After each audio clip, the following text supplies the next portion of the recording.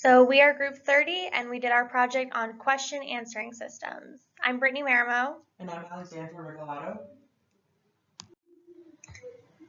To begin our introduction, in the modern world, accessing question answering systems has become part of our everyday lives. From requesting Siri to identify who sings the song you're listening to on the radio, or asking Alexa to read a recipe while you prepare dinner, and even letting Watson diagnose your latest cold or flu, question answering systems are at our fingertips. By making this technology so easily available, it's also easy to forget the advanced algorithms and months of coding that go into creating this luxury.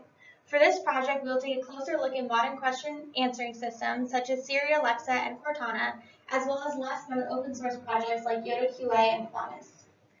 Defined as a language software system that provides direct answers to questions posed in natural language, question answering systems are designed to understand natural questions by breaking down the sentence posed by the user and doing immediate, extensive analysis based on the system's knowledge base. This could be either an online resource or a structured semantic query. This is done through three basic steps seen in all QA systems: pre-processing the question, conducting question analysis, and answer retrieval. At each step, there are a variety of algorithms used to implement this final system, which differentiate the product and their successes. The goal of our project is to understand the steps that go into creating question answering systems, the differentiating factors between systems and their algorithms, how the intended use of the product affects the development and understanding of the past and future for question answering systems with respect to the technology behind them. The beginning of the report will focus on understanding the principles of question answering systems, followed by a software deep dive into two open source algorithms. We'll finish this by looking ahead into QA systems that are being used and will be used in the future.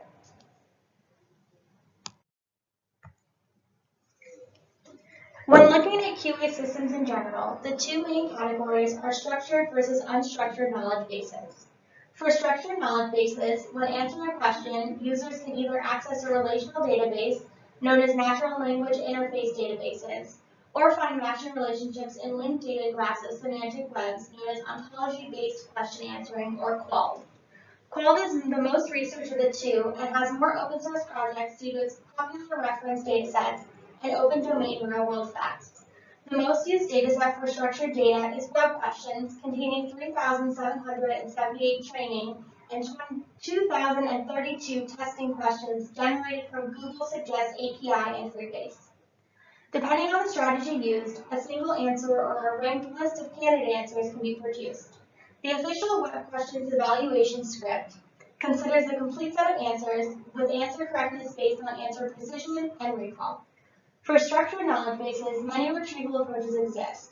These include open question answering over curated and extracted knowledge bases, information extraction over structured data, question answering with Freebase, question answering with subgraph embedding, and many more. Unstructured knowledge bases are also divided into two main strategies: single answer generation and answer sentence selection. Single answer generation outputs one targeted answer to the given question. Answer sentence selection answers a question with an appropriate answer-bearing passage. The most used dataset for unstructured knowledge bases is a collection of TREC competition datasets. This dataset offers more realistic open domain questions than web questions. Though this provides a more diverse set of questions, it also requires a more diverse answer and higher level of detail. For answer sentence selection, two main methods for answer extraction are sequence tagging with tree addition, tree edit distance, and deep learning for answer sentence selection. Unlike structured knowledge bases, the answer goes through initial production and followed precision after answer production. In addition to structured and unstructured, there are also hybrid QA systems. These systems combine the two end-to-end systems, taking the best of both operations. The most publicized of these is Deep QA, which is used in IBM Watson, and is also an example of a hybrid QA system. This will also be seen in Yoda QA, which will be discussed later in the presentation.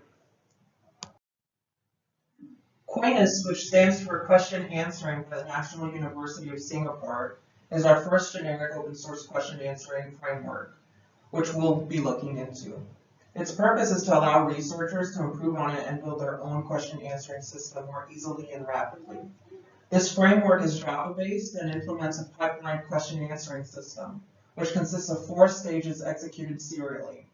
The stages include 1, the information source preparation, 2, the question processing, 3, answer retrieval, and 4, evaluation.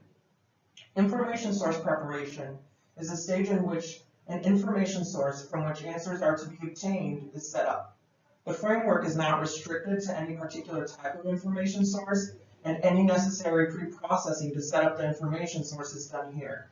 However, if information is to be sourced from the web, the dynamic nature of the web doesn't allow for information to be downloaded for pre-processing, meaning this step can be skipped entirely.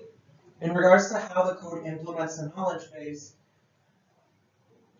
after our information base engine class has read in text from the directory that we provided, it shall process the text with the text modules and place it into an array, which shall then be added to the knowledge base. When it comes to the question processing stage, this parses and tries to understand the question posed before the system answers it. Typical operations in question processing can include forming a query suitable for the information source from the posed questions, question classification to determine the expected answer type, as well as part of speech tagging and parsing. The outputs of these operations are stored so that they can be used by the next stage of the question answering pipeline. The answer retrieval stage makes use of the annotations from the question processing stage and looks up the information source for suitable answers to the posed questions. Incorporating candidate answers from dynamic sources such as the web or online databases can also be incorporated here. Proper answer strings that can answer the questions are extracted in this stage. If desired, answer validation can be performed here as well. The evaluation stage is introduced to complement the earlier stages and ease the verification of the performance of the developed question answering system. It is optional and may be omitted if desired. The evaluation stage cross-checks the answers computed previously by the answer retrieval stage with a set of gold standard answers. The results of the evaluation are then output for easy review.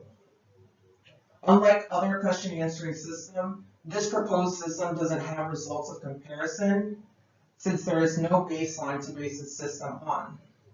This is another intended purpose of the proposed system, to serve as a baseline for other question answering systems.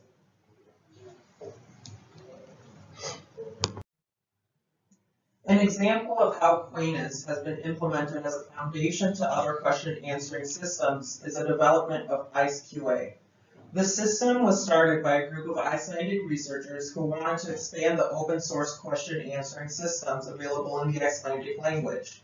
Aquinas was chosen because of how it is meant for extensibility and how it is so well documented. Like we stated before, there are 4 subtasks that make up Aquinas: information-based preparation, question processing, answer retrieval, and evaluation. With regards to IceQA, not much had to be modified for the information source preparation phase, except to add the necessary Icelandic text processing modules.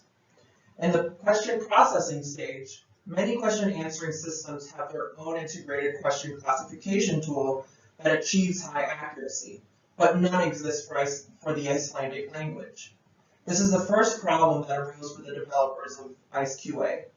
Being able to develop a question classification tool would require it to be a project all on its own, and given the constraints of time and money, it was not undertaken for this project. Instead, the developers compromised on making a quick, simple, rule-based question classifier that would be able to classify questions fitting the defined answer. And the last compromise to make for the question processing stage was to skip performing query expansion, which many other question answering systems implement in order to achieve a high-performing question answering system. For the answer retrieval stage in Aquinas, it is implemented using answer type pattern extraction, which outputs a list of answers to the given questions, including the sentences from where the answers were extracted from, and a link to the document containing the answer text. In IceQA, some modifications were made to the stage, mainly how answer extraction is now a module instead of a single class with different methods handling the data. This module has an interface that deals with this, as well as a class that implements and integrates into the Aquinas framework to handle annotated text. Finally, no modifications were made to the evaluation stage of the Aquinas framework, which compares obtained answers with expected answers and outputs a report with the accuracy of the question answering system. For ICE-QA, the final report that was based on 100 questions being asked outputted a 57% relaxed accuracy score. This is a promising beginning for the developers, as most other question answering systems based on the Aquinas framework have achieved an accuracy score of 11.9%. The next question answering system that we're going to deep dive into is Yoda QA. Yoda QA is designed to handle both structured and unstructured data through an open source platform. The architecture of the QA system is implemented in Java using Apache UIMA framework. Yoda QA maps an input question to an ordered list of answer candidates in a pipeline fashion. The stages of this pipeline include question answering, answer production, a primary search, passage extraction and analysis, answer merging, and scoring.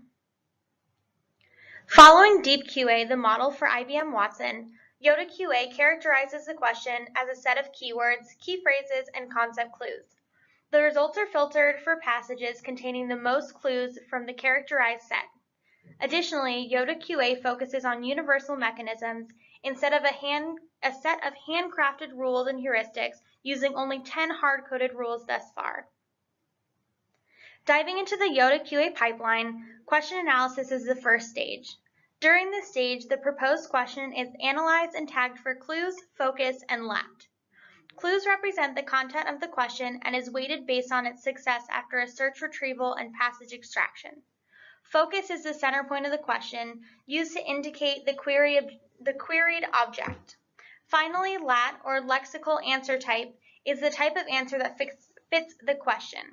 An example of lat for where would be a location. The next pipeline stage is the primary search stage.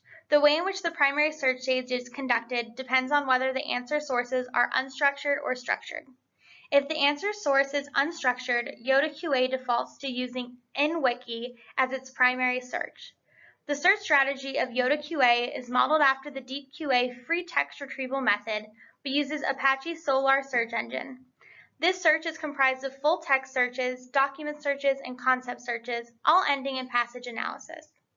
If the answer source is structured, Yoda QA uses DBpedia, scanning for free-base topics.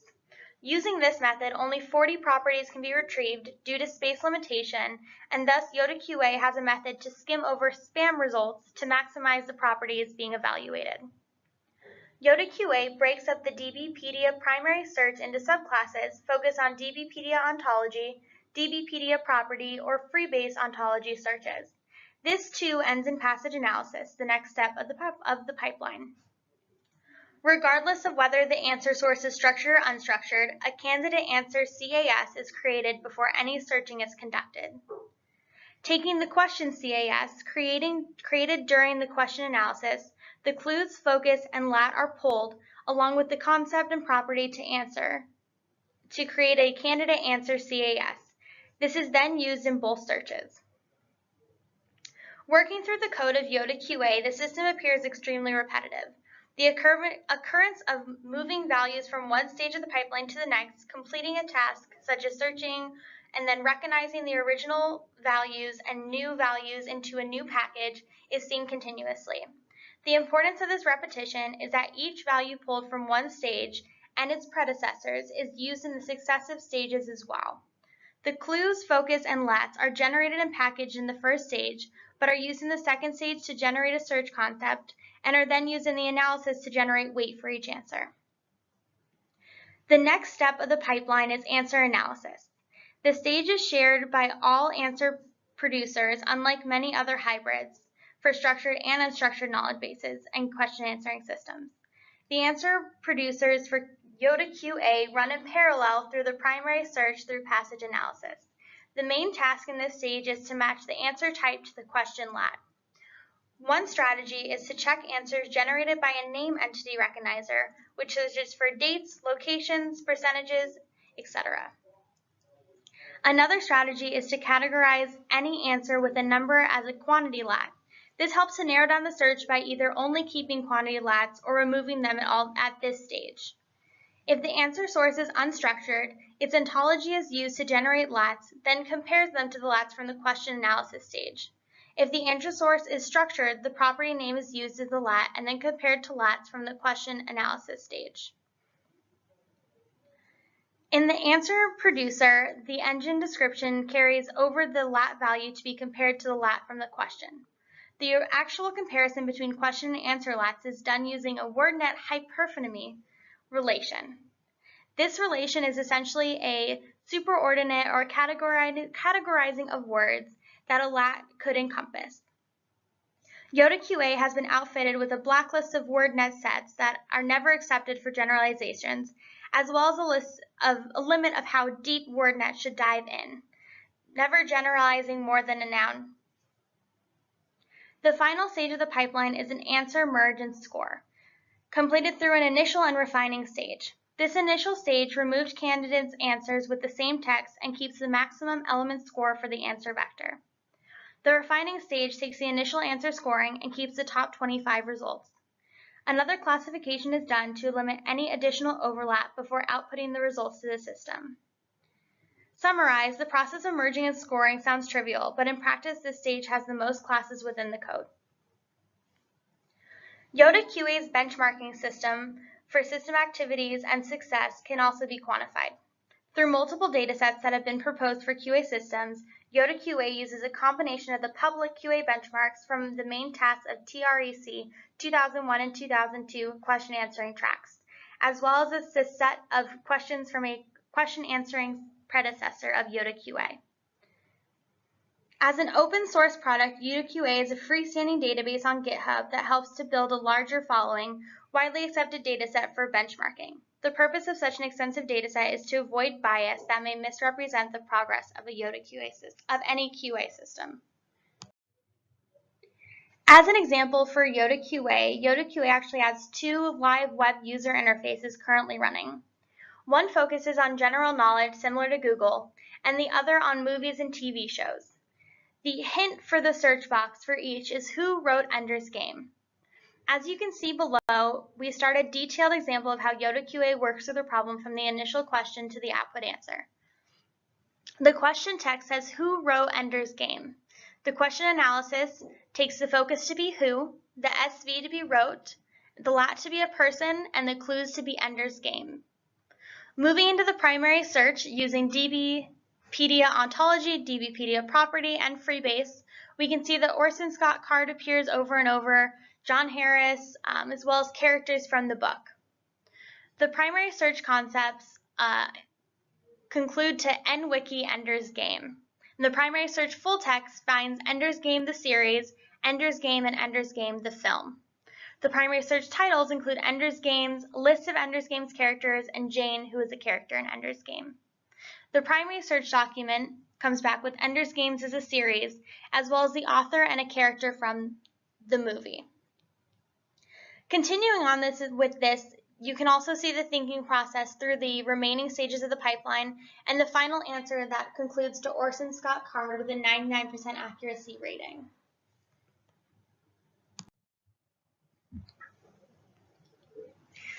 So the practical uses for QA systems are quickly becoming a part of our everyday lives. From personal assistants on our cell phones and computers to chatbots, we consult for troubleshooting. Taking QA systems a step further, IBM has developed Watson, an advanced QA system built on deep QA that has a practical application in health, education, and even the automobile industry. So the first that we'll look at is the customer support system. So these are chatbots that you consult for troubleshooting and any problems that you might face and contact a company for. There have been many papers written about this, but they all conclude to the popularity of chatbots and how we can use this to automize the need for actual customer service agents on the other end. For personal assistants, which we will talk about in the next section, we also have to understand that we use Cortana, we have Siri, Alexa, and these are all becoming well-known names in 2018, so a popular trend is the development and advancement of these QA systems.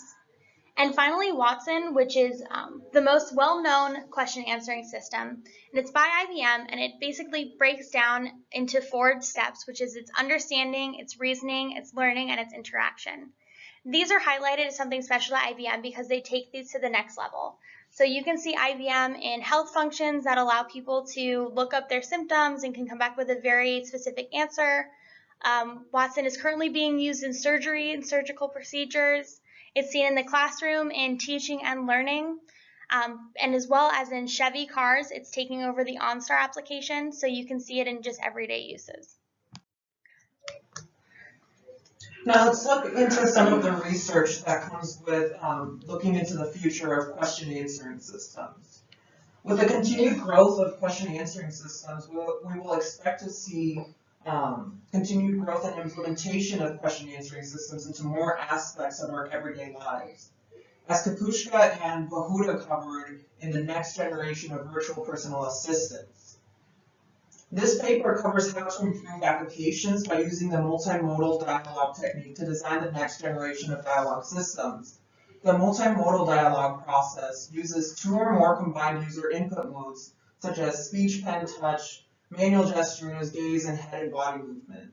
They propose a new approach that should be considered for future use in the next generation of virtual personal assistants, which would increase the interaction between users and the computers by using this dialogue system, with techniques including the gesture recognition, image video recognition, speech recognition, and vast dialogue and conversational knowledge base, as well as a general knowledge base.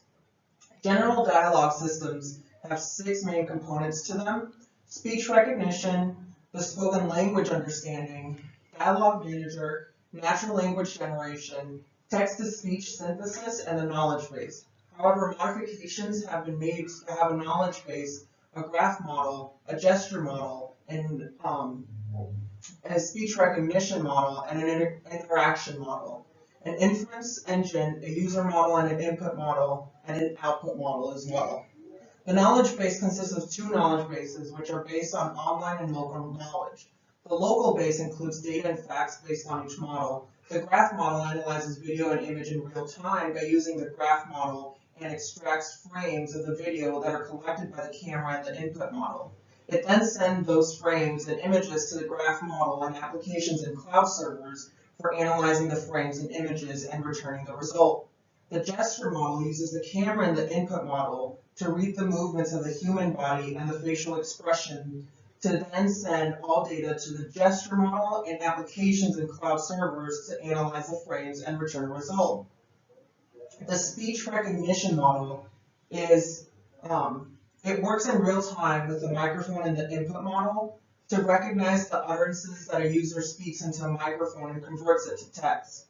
The interaction model is the main model used to provide interaction between users of the system and the other system models by receiving the data from the input model and analyzing the data to send for each model based on its task, then returning results that will be used to make the final decision.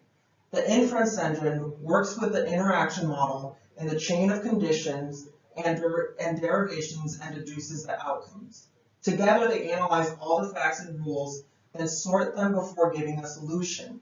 The user model has all information about the users that will use the system, such as name and ages, interests, skills, knowledge, etc.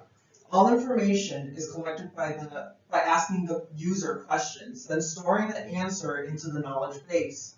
The input model organizes the data of all input devices that the system gathers and includes intelligent algorithms to organize the input information before sending the data to the interaction model. The output model receives a final decision from the interaction model with an explanation. Then it will choose the output device to show the result, such as a speaker, display, etc. Kapushka and Bahuda concluded that based on their initial models and testing, they found that the proposed system is the best suited solution for the next generation of virtual personal assistants. However, in order to continue their work and testing, they require funding to continue improving their system and improve their accuracy. Let's look at another example of the research going into the future of question answering system. And this one is by Zhang, Hu, and Kui, who address how they will want to improve question systems in their paper, which is called AI-driven question answering service matching. In this paper, the authors propose a new question answering system that will take a question in the user's language and output an answer to the question in an accurate sentence or visual display. They hope to improve on the current 4 question answering systems available currently, which are system-based on pattern matching, system-based on facts, system-based on unstructured text, and system-based on structured data queries. Some things to note about the current answering systems available is that system-based pattern matching has strong reasoning ability, high accuracy, and good performance, but is limited to the domain knowledge and the understanding of experts, while also having a difficult construction of the pattern library and rules. The system based on facts makes relatively accurate matches, but the similarity algorithm that it uses is very demanding, and the system overall has a low coverage of problems that it can answer, and also has a very low flexibility. The system based on unstructured text doesn't need to build a knowledge base to perform its duties, but it cannot do reasoning, can't be applied in a field of high professions, and can only answer a limited type of problems. Finally, with systems based on structured data queries, answers to factual problems is more accurate, and it can both reason and calculate, but the coverage of accuracy is low. With a proposed system, it will hold advantages in the following ways. Natural language expression will be more in line with the user's questioning habits. Questions will be rich in semantics and will be able to express the user's intentions better. The output of the system will be clear, and the question query will contain keywords which can replace keyword retrieval. The system proposed has a set of rules based on web ontology language, which establishes a connection between query services and domain concept, enhances the semantic quality of a query service, and aims at the characteristics of service and instantiation needs. Their algorithm starts off with a voice input method that converts the user question to a text sentence. It then will use a dictionary made by a domain and word algorithm to do text sentence correction and word segmentation. Following will be the use of a synonym dictionary to map abbreviations of domain words to corresponding instances that can be queried in knowledge bases. Finally, the string of words and concept pairing are gotten by using conditional random field algorithms to train query sentences that have been marked. Overall, this AI-driven question answering service matching algorithm that they propose is to map a user question to a corresponding query service, which will map a binary string to a basic service. A final thing to note about the algorithm is that it uses nodes and directionally weighted arcs. Their testing found that the final results showed that in questions asked, overall, their proposed systems outperformed the others, making it a plausible question answering system to implement in the future. So in conclusion, we've introduced you to QA systems. We've done a deep dive into 2 open source QA systems, Quantus and Yoda QA. We've also introduced you to how personal assistants are being used and could be used in the future, as well as featuring IBM Watson and its uses. Thank you for joining us.